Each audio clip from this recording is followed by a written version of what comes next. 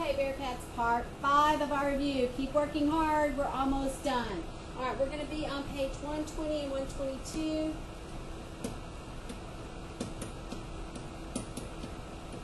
And we're doing combination of functions. We're going to start with problem 31. And since there's so many parts, I'm going to work 31. Actually, I'll work all of them. They're all pretty good problems. For 31, we have two functions that we're going to start with. We're going to start with our f of x function, and that's x squared plus 3. And we're going to have our g of x function, and that is 2x minus 1. So for part A, the first thing we're going to... Okay, so for part A, we're just adding. So it's f plus g. Oops. Plus g of x. So we're adding basically the two together. So we have x squared plus 3, and we're just adding 2x minus 1. Combining like terms, we get x squared, a positive 2x. We took care of that. We took care of that. We have a 3 and a negative 1, so plus 2. And that would be our answer for that. Okay, for part B, we're going to subtract f minus g of x. When we subtract, make sure you're careful about distributing a negative. So you're going to have x squared plus 3, but when you say minus, put a parenthesis. 2x minus 1. You're going to need to distribute the parentheses, so x or the negative x squared plus 3, it'll be minus 2x, but a minus minus, a negative negative, will be plus 1. So this time we combine like terms, you get x squared, you get minus 2x, and you get a positive 3 and a positive 1, so plus 4. And that would be your answer. So just be very, very careful. For part C, we're FG of x, that's multiplication. We're going to have to FOIL. So we're going to have x squared plus 3, and we're going to multiply by 2x minus 1. So be really careful when you're FOILing. So x squared times 2x would be 2x cubed. X squared times negative 1 is negative x squared. 3 times 2x is positive 6x. And 3 times negative 1 is negative 3. And none of those are like terms, so you could just leave it like that. That's not so bad. And finally, part D, we're going to divide. So you have f over g of x. Please be really careful about division and restrictions. So we're going to have x squared plus 3 over 2x minus 1. Please be really, really careful here. You have a restriction down here because the x value cannot create a 0 in the denominator. So you would have all real numbers except that x in this case could not be 1/2. That would be your domain. And that just is the restriction. That's not the actual domain. That's only the restriction. You do need to make sure that you list that on your paper. All right, let's go on and look at 32. For 132, your f function is x squared minus 4. Your g function is the square root of 3 minus x. 3 minus x. Same functions. For A, we're adding. So f plus g of x. So when we add these, there's not a whole lot we can do. We're going to go x squared minus 4. We're just going to add the square root of 3 minus x. Not a whole lot we can do. You do want to make sure, since there's a square root there, you might look at the restriction. If 3 would make it 0, so you would have to have a 3 would work. And then any number bigger would make it negative, so it would have to be less than 3. So x would be less than or equal to 3, which really would mean from negative infinity to 3 would be the problems that would work for you. So that would be your domain restriction. So that's kind of important as well. All right, for B, we're going to subtract f minus g of x. Same similar situation that we just had. So you're going to have x squared minus 4 minus the square root of 3 minus x. Same restriction. For part C, you're multiplying f g of x. Don't make these too complicated.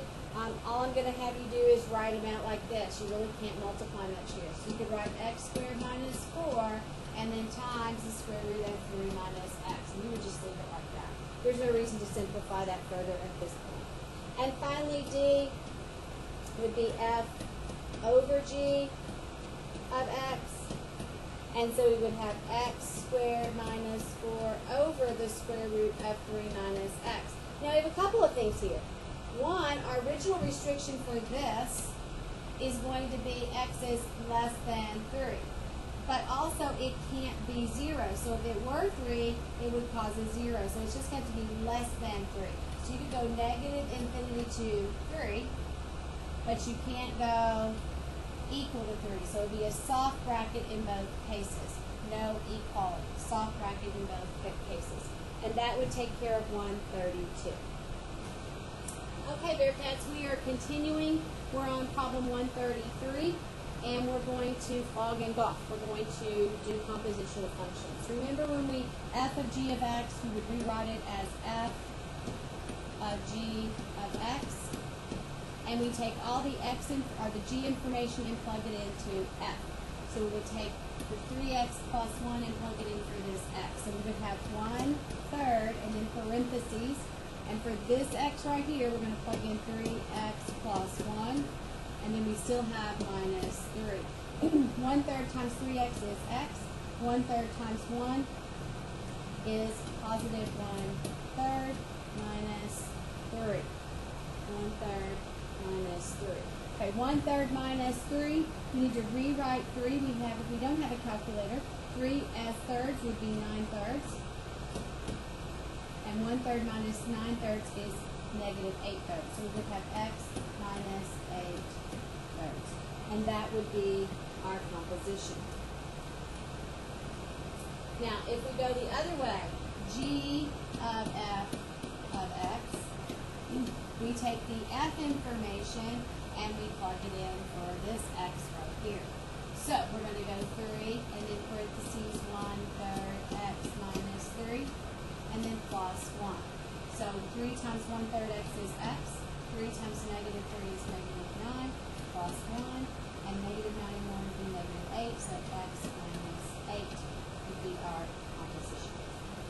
In both of those cases, they're both just linear equations. They both have the domains of all the numbers. So the domain in both cases would be negative, positive, and 30. Okay, let's move on to 134. For 134, we're doing a similar thing, but we've got our functions are a little different. We have f of x is x cubed minus 4, and g of x is the cube root of x plus 7. All right, and again, we're going to fog and golf. So f of g of x, and then g of f of x. Okay, I'm going to rewrite f of g of x. I think it always helps me to see. So I want the g function, which would be all of this, plug in for the x and the f function. So I'm going to put a parentheses, and I'm going to plug all that in. So it's the cube root of x plus 7, close the parentheses, and then this cube is separate on the outside, minus 4. Will cube and cube root would cancel each other. You would have x plus 7 minus 4. That would be x plus 3. So Bearcats, that's pretty good. All right, for the next one, we're going to g of f of x, and we're going to take the f of x information, and we're going to come over here, oops, and we're going to plug it in for this x. So be really careful. We're going to write the cube root, and then for this x, I'm going to put in parentheses x cubed minus 4 plus 7.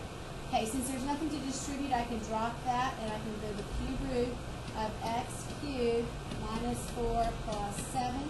That's the cube root of x cubed plus 3. X cubed plus 3. And there's really nothing more to do. Remember, this is all one piece of information, so I can't take part of that away. Because this would always remain positive since we're adding it, it's also a cube root and we don't have to worry about any restrictions. It's not a square root, and this is linear. Then again, our domain in both cases would be negative to positive and infinity. All right, let's move on to the next section of our review. Okay, we're going to go to problem number 138. And I believe this is about bacteria. Let's read the problem real quick. This talks about the number of bacteria in a refrigerated food is given by this particular formula. So I'm going to write that formula down. The formula, this is the bacteria based on the temperature of food in Celsius. So 25 capital T squared minus 50 T. We had a problem earlier in our review before, I believe. So you might want to make sure. This is when T is between the temperature is between 2, and 20 degrees Celsius.